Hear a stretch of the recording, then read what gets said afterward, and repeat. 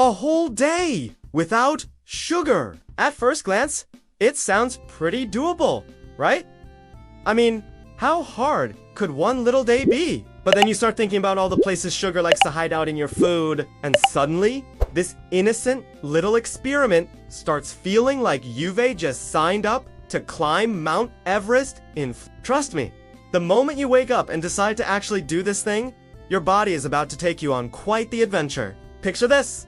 It's morning, you're barely awake, and already your body is like, hey, where's my usual sugar fix? It's kind of wild when you think about it. But sugar basically works like a legal drug in your brain. Those reward centers that light up when you eat something sweet, yeah, they're the same ones that get excited about other addictive stuff. So when you suddenly cut off the supply, your brain starts sending out these little SOS signals. You know that pastry you grab every morning without even thinking? Or that sweetened coffee that feels like a warm hug in a cup? Your brain has basically programmed itself to expect that dopamine hit, and without it, you might find yourself feeling a bit grumpy or restless, like something's just ... off. It's not even real hunger at this point. More like your brain throwing a tiny tantrum because its favorite toy got taken away.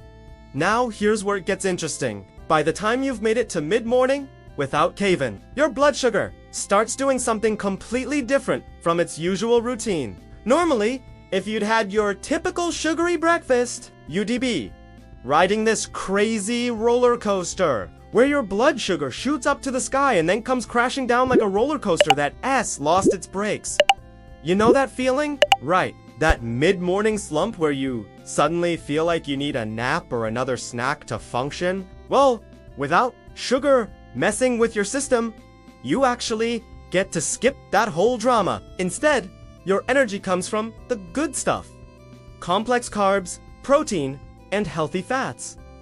Which is like switching from rocket fuel to premium gasoline. Sure, you might not get that crazy burst of energy you're used to, but you also won't crash and burn an hour later. It's like your body is finally getting to drive smoothly instead of in stop-and-go traffic. But let us take a little detour here, because understanding what happens when you ditch sugar for a day is so much cooler when you know how we got addicted to this white stuff in the first place. I mean, refined sugar hasn't always been everywhere like it is now. If you could time travel back a few hundred years, you'd find that sweetness was actually pretty rare and precious. Take Europe, for example. Back in the day, especially during the 1800s, when getting cane sugar was complicated because of wars and trade issues. Europeans got creative with sugar beets, yeah.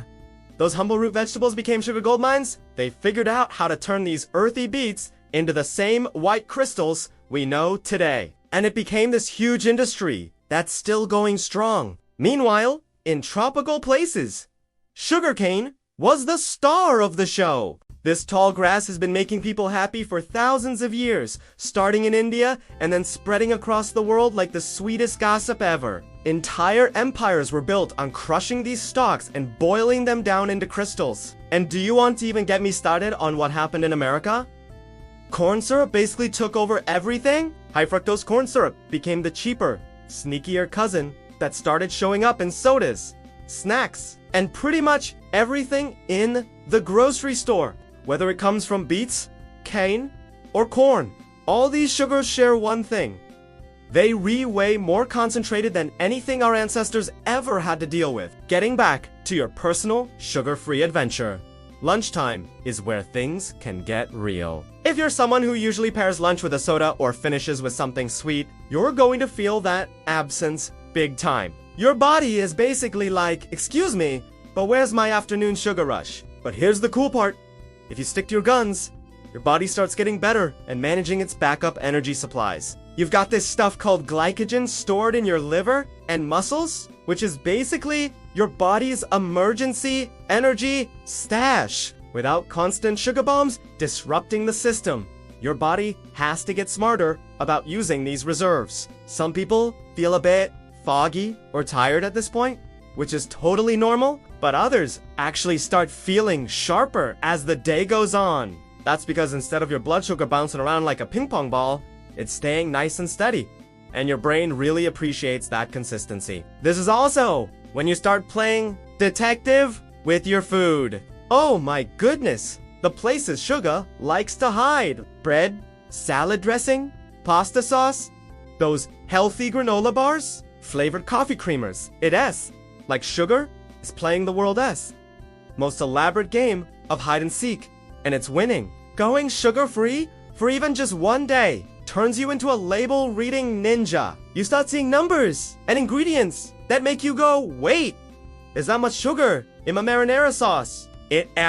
Honestly, kinda shocking how normal it has become to add sweetness to things that you aren't really needed. This detective work becomes as much a part of your journey as dealing with the cravings. By late afternoon, something pretty magical can happen. Once you get past the worst of the "but I want some sweet feelings," you might notice you feel lighter, more stable. It's hard to describe, but some people say they feel less moody or irritable, and they might even get this surprising little burst of energy. This is your insulin finally getting to take a breather. Instead of constantly rushing around like a frazzled emergency responder, every time you eat something sweet, insulin gets to maintain a nice, calm balance. Your liver is probably pretty happy too, since it doesn't have to work overtime processing excess fructose, which can really pile up and cause inflammation when there's too much of it.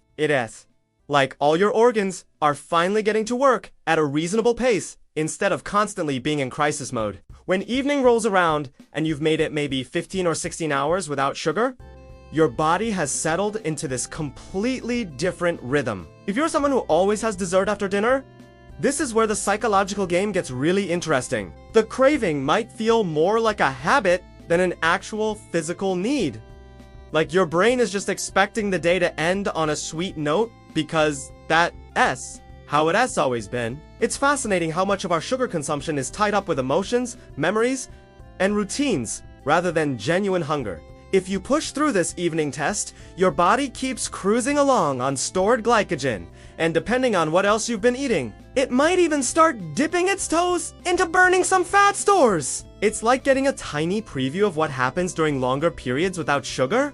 Though it's just 24 hours, everything is still pretty subtle. Let's drift back into history for a second, because it really puts everything in perspective. Way before sugar became this everyday thing, sweetness was genuinely special. Honey was like liquid gold, and fruits gave you just enough natural sweetness to make life pleasant without overwhelming your system. The whole idea of refined sugar being something you could just grab off a shelf would have blown people's minds back in the day. In medieval Europe, sugar was so expensive that only the wealthy could afford it.